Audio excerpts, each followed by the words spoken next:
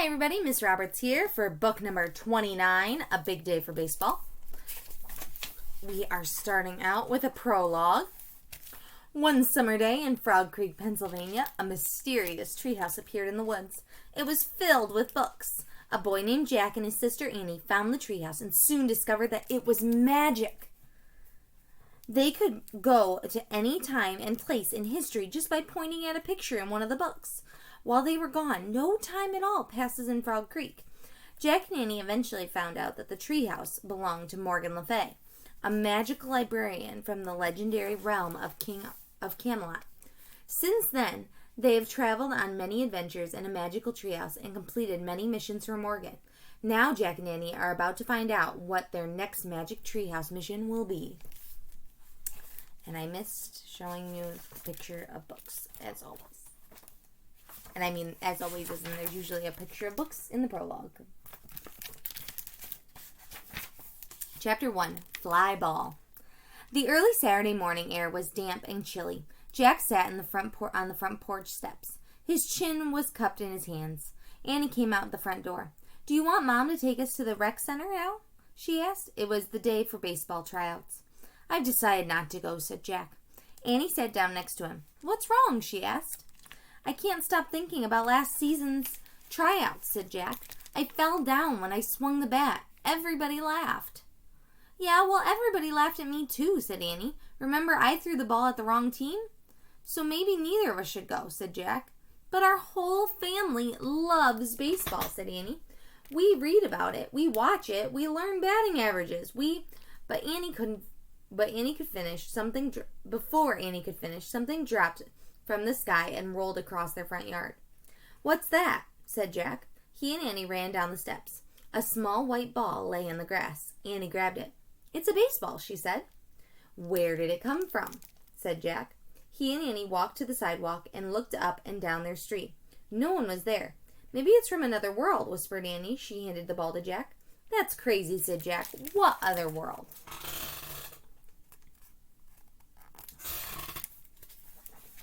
"Think about it," said Annie. 1 second we're talking about baseball, and how we don't want to go to tryouts. The next, this baseball drops from the sky. "You mean," said Jack. "Morgan," Jack and Annie said together. Annie took off down the sidewalk. "Let's go," she called to Jack. "Hold on," Jack shouted. He put the mysterious ball inside his backpack and raced after Annie. Jack and Annie crossed the street and dashed into the Frog Creek woods. They hurried between the trees until they came to the tallest oak. The magic treehouse was back! "Yay, team," said Annie. She grabbed the rope ladder and climbed up. Jack followed her into the treehouse. Leaf shadows danced on the wooden floor. 2 gray baseball caps sat in the dappled light. Next to the caps was a book, History of Baseball. A red leather bookmark was sticking out from the pages. Jack picked up the book and opened the bookmark. The page showed a photo of the baseball stadium. The caption beneath said, Ebbets Field, Brooklyn, New York, April 15th, 1947. "Ebbets Field," said Jack. "I've heard that. It was a famous ballpark." "Look, there's a message on the bookmark," said Annie. Jack held the bookmark up to the light.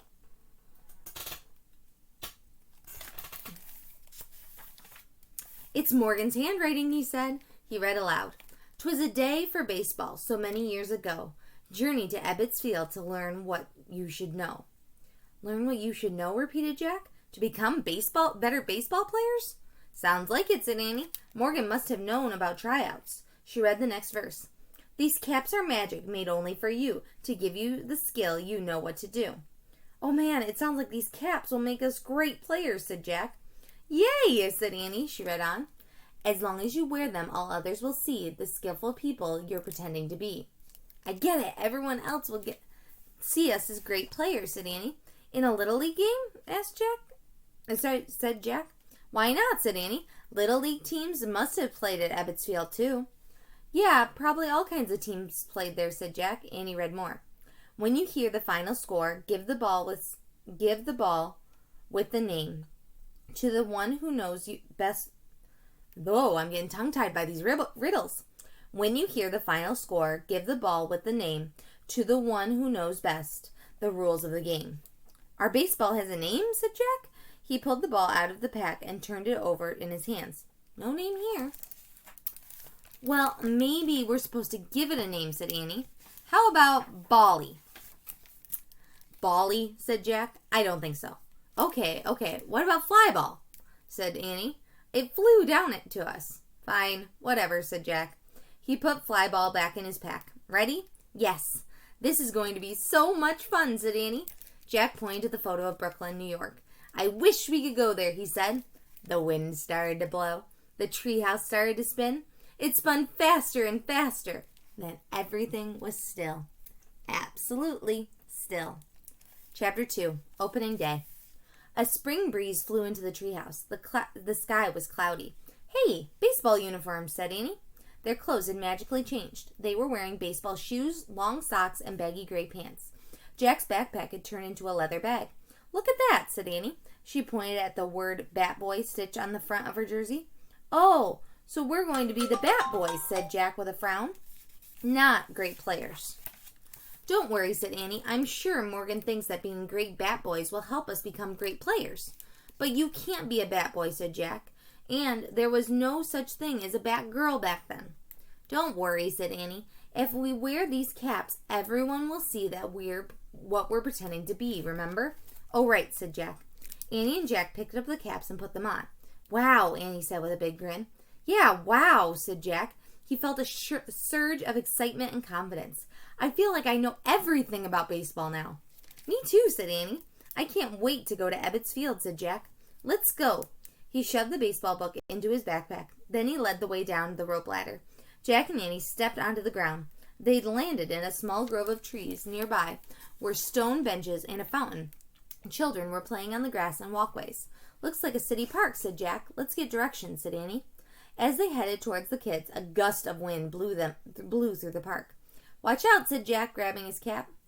Annie held onto her cap, too. We can't lose these, she said. No kidding, said Jack.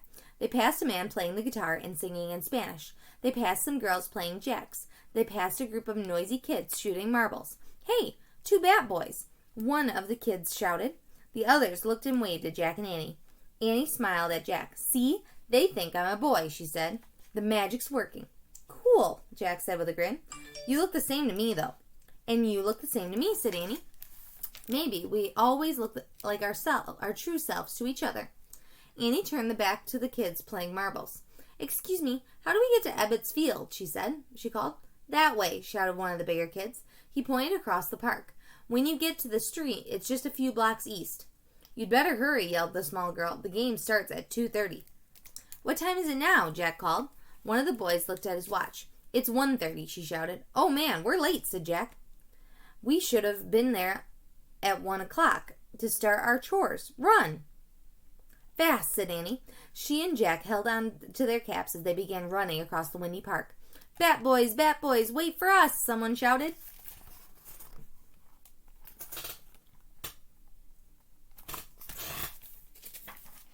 Jack and Annie looked back. The 2 smallest kids from the marbles game were scrambling after them. Jack thought the boy and girl looked about 6 years old. Sorry, we have to hurry, Jack yelled. But can we help you? The girl said. We know a shortcut. You do? Said Annie. Yes, said the boy. We go to Ebbets Field a lot. This way. The small kids turned and started down a dirt path. Annie and Jack ran after them. What are your names? The girl called. Jack and Andy, Annie yelled back. What's yours? I'm Olive, said the girl. This is my twin brother, Otis. Twins, cool, said Annie. It's a big day for baseball, said Otis. That's what we hear, said Jack. I wish we could be Bat Boys like you, said Otis. We know all the rules, said Olive. The twins led the way to the busy street at the edge of the park. Old-fashioned cars rattled down the broad avenue. The huge cars had long, rounded hoods and lots of shiny silver chrome.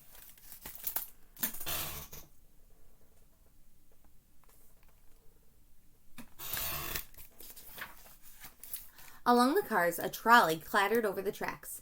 Jack and Annie stood at the corner with the twins and waited for the light to change. Nearby, the newsstand was selling the Brooklyn Eagle. Jack read the headline. Opening day at Ebbets Field. Brooklyn Dodgers versus Boston Braves.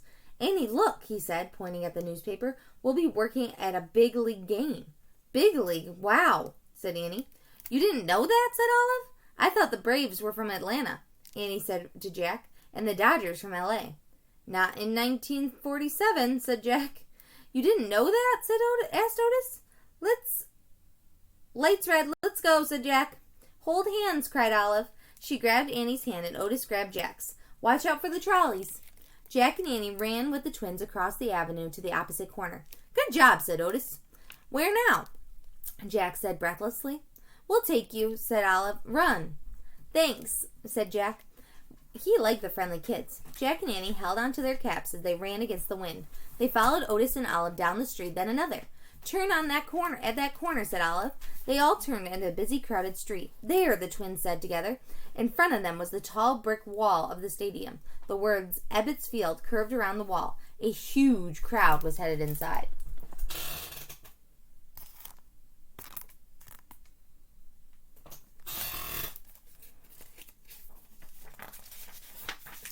"Yay," said Annie, panting. "Thanks for showing us the shortcut, guys." "We're not there yet. Come on," said Olive. "It's a big day for baseball," said Otis again. "A really big day." And that is the end of Chapter 2. I will be back later with Chapters 3 and 4. I hope you are having a wonderful Tuesday.